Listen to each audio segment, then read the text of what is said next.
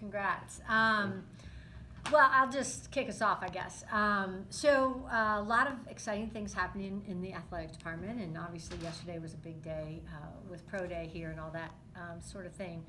But I did want to just have a chance to talk with all of you about our basketball program on the men's side, and just share with you a little thoughts, and obviously answer questions from you about Coach Capel and the direction we're headed, and my belief and confidence in him and this program.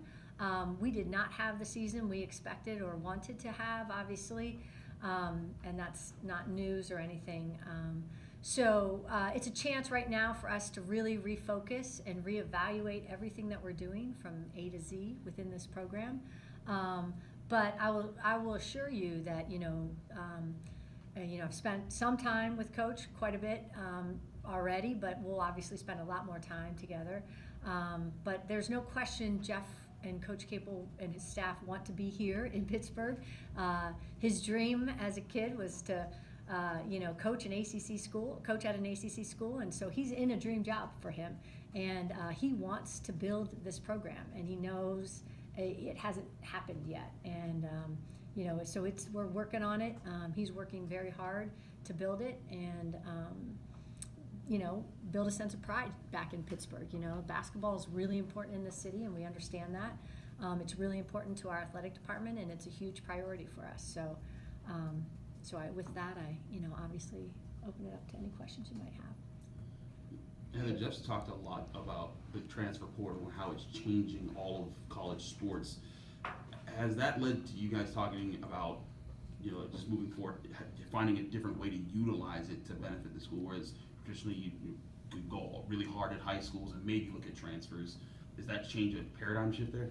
Yeah, no, it's a really good question, because there's no question it's got to be a balance, right? And you do have to shift, and you do have to prioritize a focus and a time that you have staff evaluating the people, the student athletes in the transfer portal. It's not something we want to bank on, that you're going to find 2 or 3 diamonds in the rough. But the reality is there's a lot of talented student athletes that do go into the portal for a multitude of reasons. And so it is a very, even balance in recruiting traditionally out of AAU and high school basketball, along with student athletes in the portal. Heather, 4 years into his tenure here, how would you diagnose the problems that are sort of plaguing this program right now?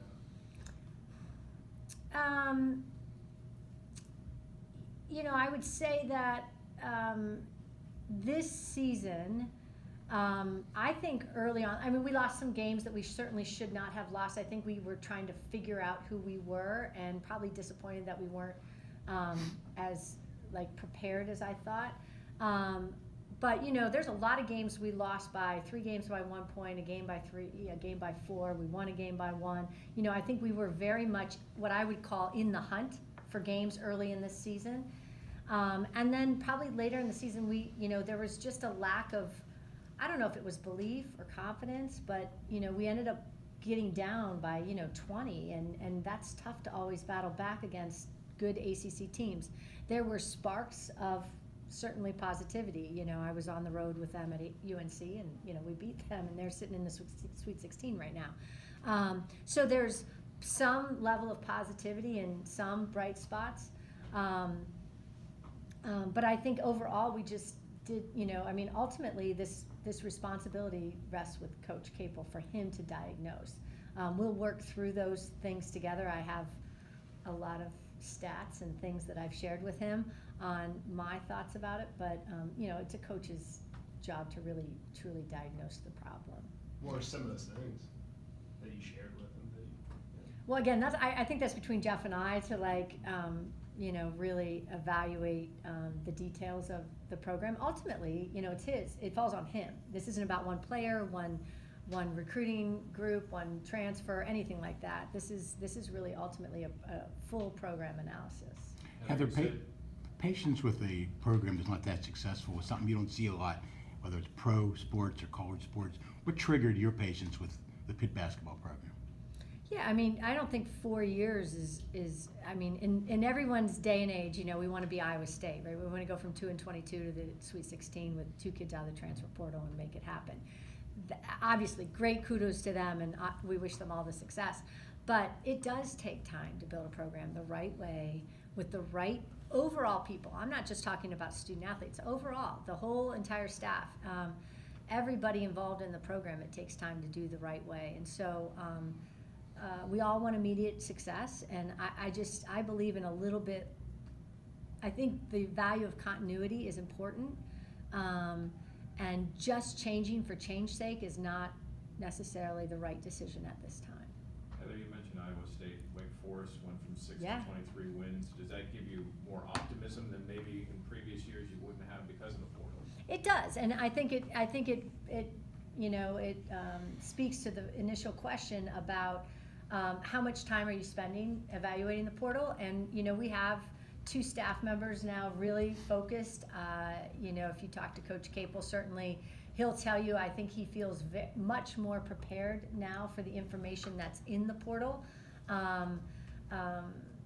You know, you can't just like open it up one day and think, okay, everything's going to pop out. You've got to be intentional about it and look and study and know who's in and who's not and where they're coming from. And then you've got to do all your homework on those people. So there's a we've prioritized that because of the opportunity, because there are good kids that just maybe maybe something didn't fit wherever they were. So there's very talented student athletes in the portal that, you know, for whatever reason are in there. So I think full vetting of that is a priority for our coaching staff right now, because it can help and it can change your program quickly. How concerned are you about the fan base and fan support at this point? Absolutely concerned, because, you know, I think that the most important thing is building a sense of pride in what we do, and building, you know, that pride stems from, you know, the kids in the Oakland Zoo and the people that you meet that were a part of the Oakland Zoo when they were students, and you know, just the connectivity in this community. It's really important to us. And so I know there's no one more disappointed than our coaching staff about, you know, not performing where, you know, they want to be right now.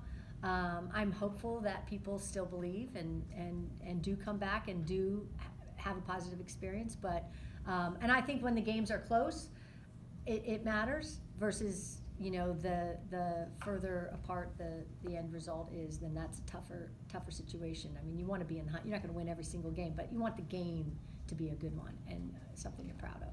What does John's statement that he released yesterday about sticking with the program, his love for Coach Capel, and just his progress that you saw from him, not just as a player, but as a person over the last 2 years? Yeah, John Hughley, well, he's an interesting story, I think, on an example, really, of the impact Coach Capel and our coaching staff have had. You know, he had a situation, obviously had to leave Pitt, and our coaches were so focused on him staying in school and doing well academically. So if things got cleaned up, then he would be able to come back. And if so, he was going to have to work his way and earn it back. But they set up a plan and stayed in touch and stayed connected and built a relationship with him where I know that he feels that they really believe and cared deeply about him.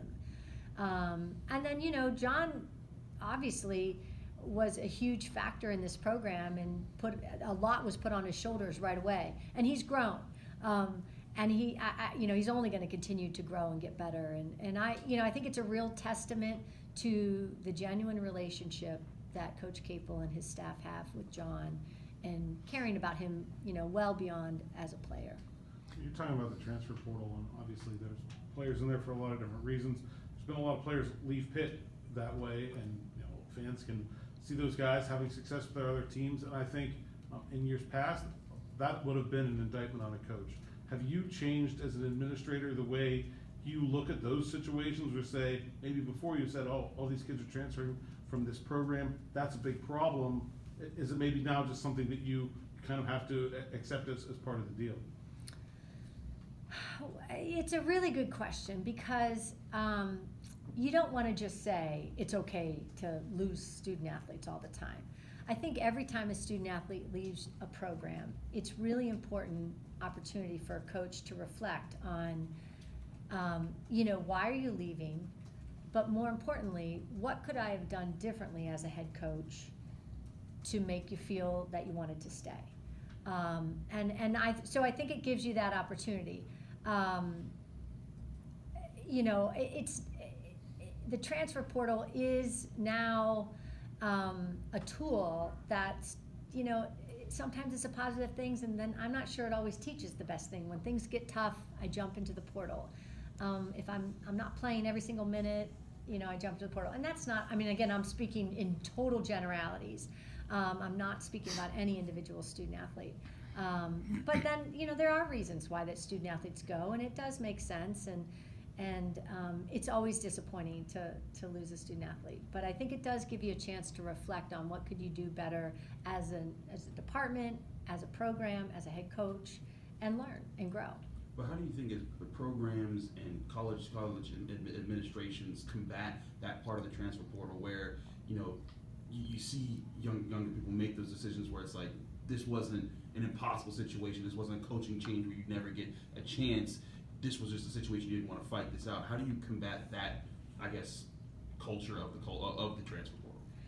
Yeah, the only way I know to combat it, it's part of what's happening now, is the placing a high value on the relationship with your student athletes. I think if you study anything about organizational leadership and retention, brand loyalty is less valued today than ever.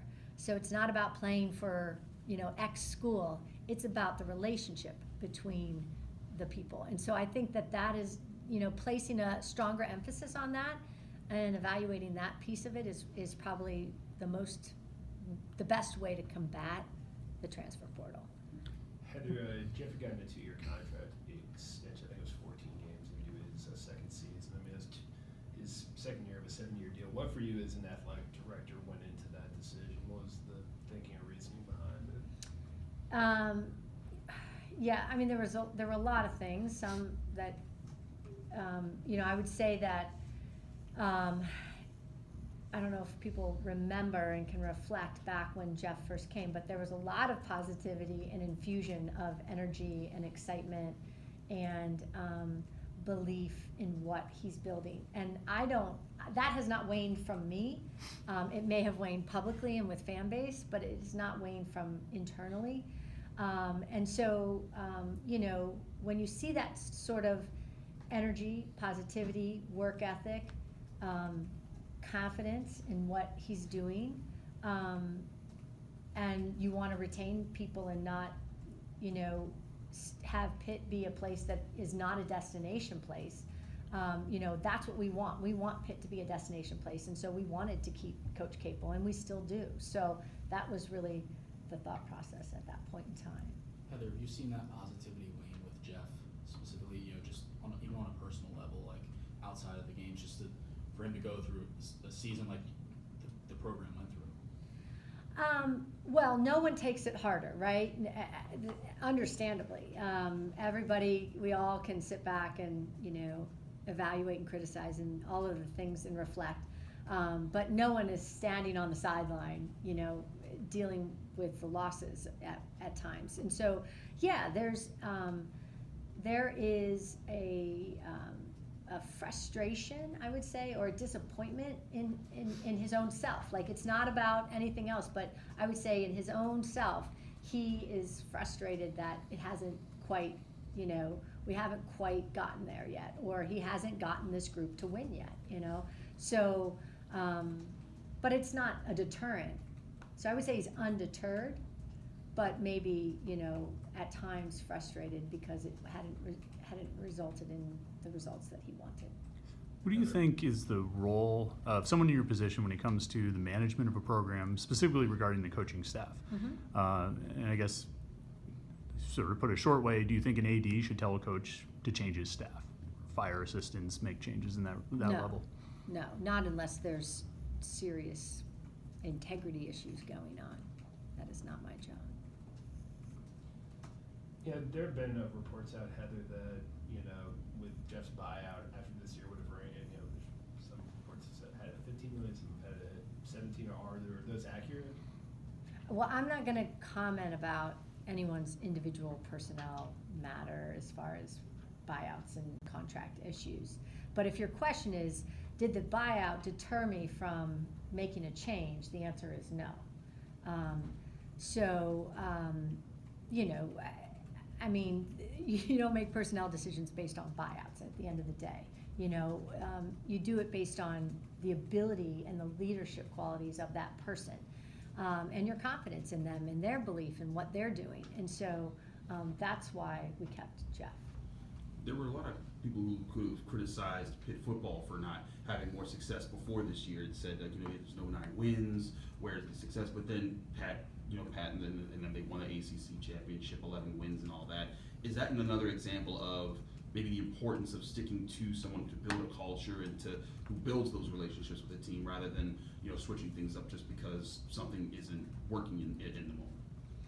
Yeah, I mean, every program is, it's complex, right? So every program is evaluated on a lot of different factors and a lot of different ways you try to help your coaches improve as a head coach. When I got here, this was Coach Narduzzi's first head coaching position, right? And so things like we didn't have full nutrition. I was like, how do we not have a nutritionist at football? I mean, things that were just not in place to help his program have success. And then things that I observed about, any number of things. Pat and I have a very direct and honest, open relationship. And so if I see something that I think he could be better at, that we all need people to give us feedback on what we can improve upon. And so over time, I would say something and he would fix things, and I would say something and he would fix things. And I would say Coach Capel and I have the same type of relationship where I'm working on what I can perceive from my seat. I'm not at practice every single day, and I'm not in every single locker room, every single game. But from my perspective, that's part of my job, is to help them see things that they might not see. When you're at the top, it's kind of, as the head coach, it's hard to give feedback to them from other roles in the department. But so that's my job. And so with Coach Narduzzi, it did take a little time, but you saw great qualities in him. The real, genuine relationships with student athletes is extraordinary. And the relationships he has with a lot of different constituents is extraordinary. His attention to detail, his caring, his passion, his ability to get this team to play hard all the time and believe in themselves. And so it was about getting the right kids at the right time. And there were maybe things that needed tweaked and fixed, and a few less penalties here and there, and we had things came together very well. So Can you share any examples of those things you talked over with Pat? yeah, he would tell you I talked to him about penalties. Not obviously you're going to have penalties, but things that are within your control, right? Discipline penalties. There's kind of penalties that are just lack of discipline versus penalties that are controversial. Pass interference, trust me, we're going to get pass interference with the way we play defense, right? But offsides, illegal motion, too many, those sorts of things. That's discipline. What about global things with the program as a whole?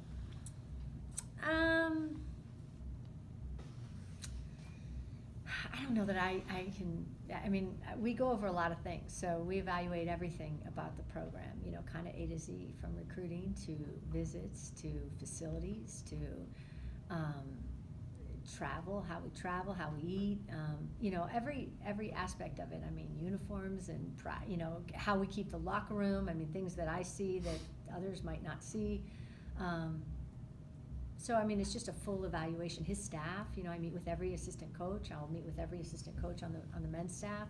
It's about relationships, getting to know getting to know them and finding out what can help the program as a whole. Heather, when you and Jeff met last week, what sort of vision did he lay out to you? What as you saw was his solution to, I guess, escaping some of the program's current struggles? Yeah, Craig, I don't know, I mean, we talked a little bit about that, but this was a little bit more of reflection and a deep dive into kind of how he's feeling, how he's approaching it, his desire to continue to be at Pitt and build this program, his confidence in that.